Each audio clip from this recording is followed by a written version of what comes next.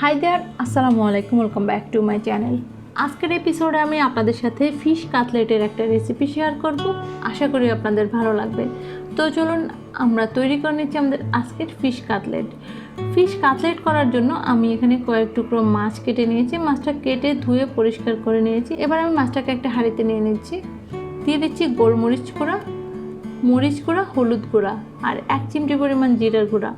এবার এগুলো দিয়ে পরিমাণ মতো পানি আর লবণ দিয়ে আমি মাছটাকে চুলায় বসিয়ে সেদ্ধ করে নেব। আমার মাছটা সেদ্ধ হয়ে গেছে। আমি মাছের সাথে একটা আলু সেদ্ধ করে নিয়েছি। পরিমাণ অনুযায়ী মাছ যতটা, আলু ঠিক তার অর্ধেক কিংবা তার থেকেও একটু কম হবে। এবার আমি মাছগুলোকে হাত দিয়ে খুব ভালোভাবে মাখিয়ে নিচ্ছি। তো ভিউয়ার্স, আমি এখানে কাটা ছাড়া মাছ নিয়েছি। আপনি চাইলে কাটা সহ মাছ নিয়ে এই পর্যায়ে বেছে নিতে পারেন। এবার আমি আলুর সাথে মাছটাকে মিশিয়ে নিচ্ছি। আমি এখানে নিয়েছি কাঁচামরিচ কুচি, ধনিয়া পাতা, রসুন আর পেঁয়াজ কুচি। এবার এগুলোকে আমি মাছের সাথে মিশিয়ে নিচ্ছি।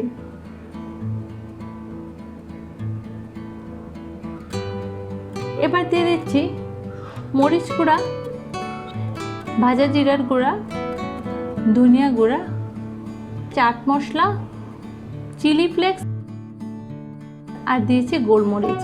এবার এগুলোকে খুব ভালো করে মাছের সাথে মাখিয়ে নিচ্ছি। মাখানোটা খুব ভালো করে করতে হবে যাতে করে কোনো ফাঁকে কোনো মাছ না থেকে যায় মশলা ছাড়া। মশলাগুলোর সাথে মাছটাকে খুব ভালোভাবে মাখিয়ে নিচ্ছি।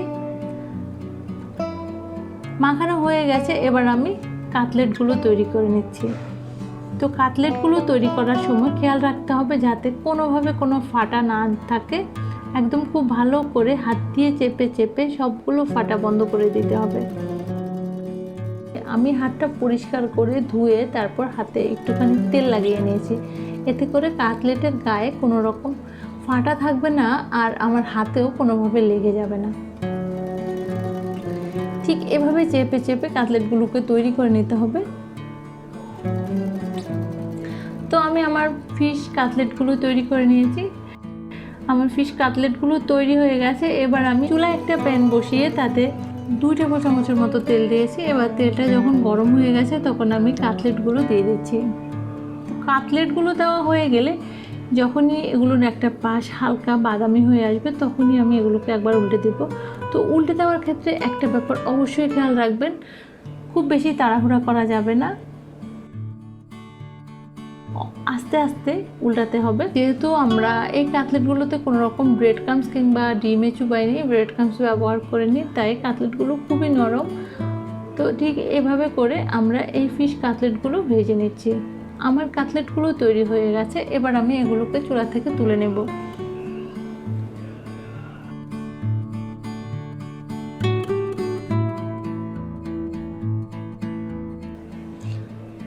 তো ভিউয়ার্স, আমি আশা করি আমার আজকের এই ফিশ কাটলেট রেসিপিটি আপনাদের ভালো লেগেছে। আর ভালো লাগে প্লিজ আমার চ্যানেলে সাবস্ক্রাইব করবেন। সাথে থাকা বেল আইকনে একটা ক্লিক করে রাখবেন। এতে করে আমি নতুন কোনো রেসিপি আপলোড করলে সবার আগে আপনি নোটিফিকেশন পেয়ে যাবেন। রেসিপিতে লাইক করবেন আর আমাকে সাপোর্ট করার জন্য আমার রেসিপিটি শেয়ার করবেন আপনার ফ্রেন্ডস অ্যান্ড ফ্যামিলির সাথে। আর অবশ্যই আমার চ্যানেলটি সাবস্ক্রাইব করবেন। সবাই সুস্থ থাকবেন, ভালো থাকবেন। পরবর্তীতে কোনো রেসিপি নিয়ে আবারও হাজির হয়ে যাব। আল্লাহ হাফেজ।